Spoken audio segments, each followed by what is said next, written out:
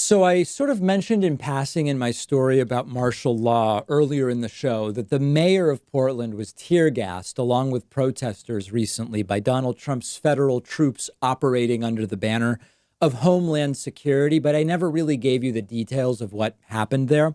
So not only was Portland Mayor Ted Wheeler gassed, President Donald Trump seemed to brag about it. Here's Donald Trump during an outrageous Fox News interview. First of all, notice Trump doesn't even know the guy's name. His name is Ted Wheeler. Trump calls him Waylon, and then Sean Hannity corrects him. And then Trump brags about Wheeler getting the hell knocked out of him. And it's not, to be totally honest, it's not clear if Trump's referring to getting tear gassed or that he was booed. But take a look at the clip and then we'll discuss. And they were going wild for 51 days, and we went in, and they've done a great job. They were going to rip down the courthouse, a big federal courthouse, gorgeous federal courthouse. So we went in, and we've been very, very strong. And we have this Mayor Whalen, who I think is also, he's also the police commissioner, as I understand it, in Portland. Yeah. Mayor Wheeler. And he made a fool out of himself. He wanted to be among the people, so he went into the crowd, and they knocked the hell out of him. That was the end of him. So it was pretty pathetic. But we want to go in and help the cities. We want to help Chicago. So indeed, a few days ago, Ted Wheeler was hit with tear gas while he was standing with protesters near the courthouse. And just about everything Trump says in that very short clip is false. Trump calls the mayor Whelan. Hannity corrects him, so he gets the guy's name wrong. Trump says that protesters were going wild for 51 days. That's certainly not true. Again, unless Donald Trump is actually, some kind of physicist and has a different conception of what time means. By no measure have the protesters been going wild for 51 days. Trump says the courthouse was going to be ripped down. That's not true.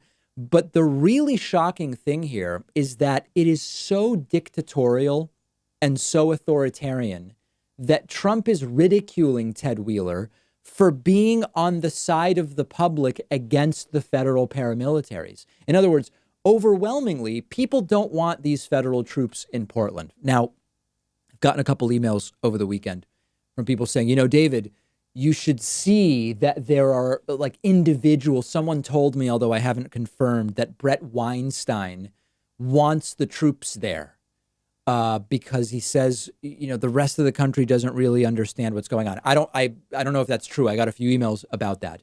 Overwhelmingly, people don't want these troops there. The mayor doesn't want the troops there. And the local law enforcement authorities are not working in conjunction with these troops in anything that would be called a cooperative way. And the mayor, as a citizen, is joining the people. That's great. Now, yeah, the mayor was booed by some people when he did this, and that relates to, people may be displeased with the mayor's handling of the situation. But shouldn't we like it when elected officials, instead of hanging out in the safety of their ivory towers, if Portland has ivory towers, I don't know, and making declarations, wouldn't it be better if people were joined by elected officials? Isn't that what we want to see? Now, I know that there will be situations where it doesn't feel genuine. And when Mitt Romney, a Republican senator, joined the Black Lives Matter protests, wearing a mask, no less, in Washington, D.C., joining mostly left wingers, let's be honest about it. And he was asked, what are you doing here, Senator? He said, I'm here because Black Lives Matter. And he kept his mask on and he did it. There were people who said, this is disingenuous Romney. This is the guy who was going to lower taxes on millionaires, et cetera. Oh, yeah, that's true. It's Romney. It is that guy. He's still a Republican.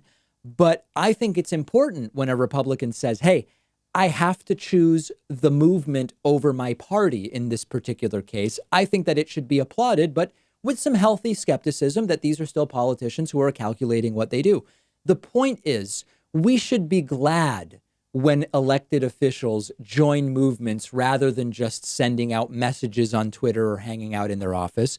And Donald Trump is ridiculing Ted Wheeler for hearing the voice of the people and joining them in their peaceful protests. This isn't getting that much attention, but it is insanely authoritarian. The president sits in D.C. and essentially laughs at a public servant who is joining people and says he got the hell knocked out of him. Again, he was tear gassed, but it's not clear if Trump was referring to that. So we have to recognize this for what it is. And to follow up on the earlier story about martial law and authoritarianism. Federal troops are being sent around to different cities, a growing list of cities, to satisfy Donald Trump's whims and to, as Trump sees it, generate chaos that will help get him reelected.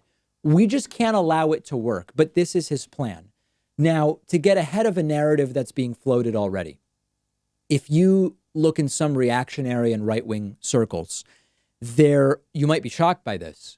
There are some right-wingers abandoning their so-called small government values and saying, I support the paramilitaries because these protesters deserve it because they are criminals. Again, the protesters aren't criminals. They are protesters. They are constitutionally protected.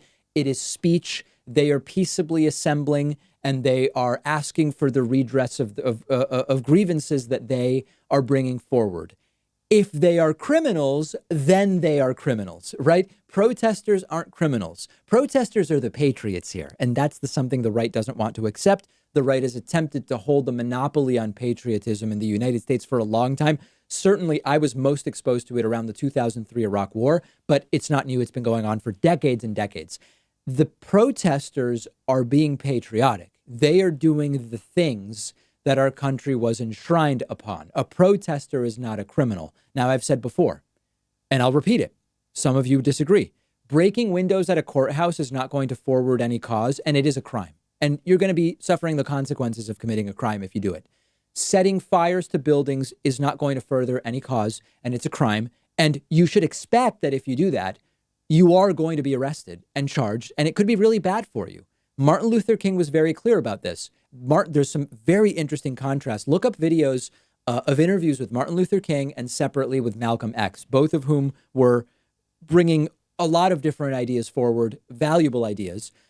Martin Luther King differed from Malcolm X in that Martin Luther King recognized that when you start using more violent tactics, arson, destruction of property, etc., even if you can morally defend it, even if we can all say an insurance company will pay to rebuild the building, who cares, okay? That's aside from the fact that people could get hurt or killed as bystanders. Martin Luther King pointed out it often comes back to hurt exactly the people doing the protesting. And when you consider that many of these protests are overwhelmingly white, do we really improve the situation for the people that we are most trying to help by introducing elements of violence here, which may only lead to even rougher treatment by police of the very people we are trying to help? So I do see that as self-destructive, right? This is not a show where if you're tuning in for me to defend criminality, that's not this show. But most of the people are just protesters. It's moms now who have showed up to back up the protesters. And then veterans showed up to back up the moms who are backing up the protesters. So we can't let them set the narrative of the troops are fine because it's really mostly criminals there and the protesters are criminals. No, we can't let them set that narrative, and not letting them set the narrative is just part of what we need to be doing for the next 3 months. One of our sponsors is Cuts Clothing, and they're giving you 15% off of everything they offer when you go to davidpakman.com/cuts. That's CUTS. Cuts Clothing has completely changed the game when it comes to solid color t-shirts. Obviously, solid color t-shirts are an important staple in any wardrobe, which is all the more reason that you should be wearing t-shirts that you actually love. It really does impact your day-to-day. You've got your typical poorly made t-shirt. It's scratchy, it shrinks, the neck becomes all floppy, the color fades, it all starts to warp over time. None of that happens with Cuts Clothing. As soon as I first put on a t-shirt from Cuts Clothing, I could immediately tell the difference between this and the other poorly made shirts that I've owned in the past. And it's really a very noticeable level of quality and comfort and style, which I believe will change how you think about t-shirts. Go check out what they offer. They also have this new line of polo shirts. It's really more comfortable than any polo shirt I've ever worn. Cuts Clothing will be a total game changer when it comes to t-shirts. They're really the only t-shirt worth buying. And now they've got the polos. And you'll get 15% off when you go to davidpakman.com/cuts. That's davidpakman.com/CUTS.